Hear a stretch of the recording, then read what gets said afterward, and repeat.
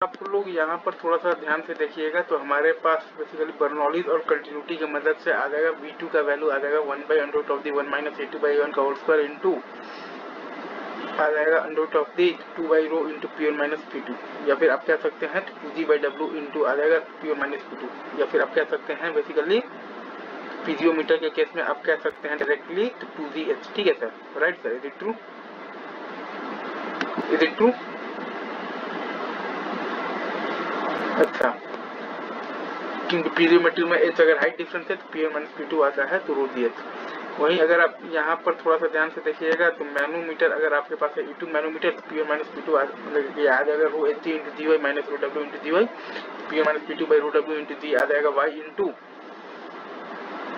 आ जाएगा तो ρHg/ρW -1, जो कि बराबर आ जाएगा बेसिकली H के। तो आपका बेसिकली H बराबर आ जाएगा Y इंटू आ जाएगा तो ρHg/ρW -1।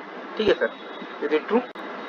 तो आपके पास जो V2 है वो आ जाएगा 1/√1 - a2/1 का whole square into √2/ρ into P1 - P2 आ जाएगा आपके पास बेसिकली 1/√1 - a2/1 का होल स्क्वायर इंटू आ जाएगा तो 2GH, जहाँ पर कि H क्या है आपके पास Y इंटू ρHg/ρW -1। ठीक है, इजी। तो V2 आपने निकालना देख लिया है यहाँ पर, और P1 - P2 देख लिया है, और बाई ρW इंटू G आ गया, Y इंटू आ गया है ρHg/ρW -1, जो कि बराबर है आपके पास बेसिकली H के, जो कि बराबर है Y इंटू ρHg/ρW -1 के।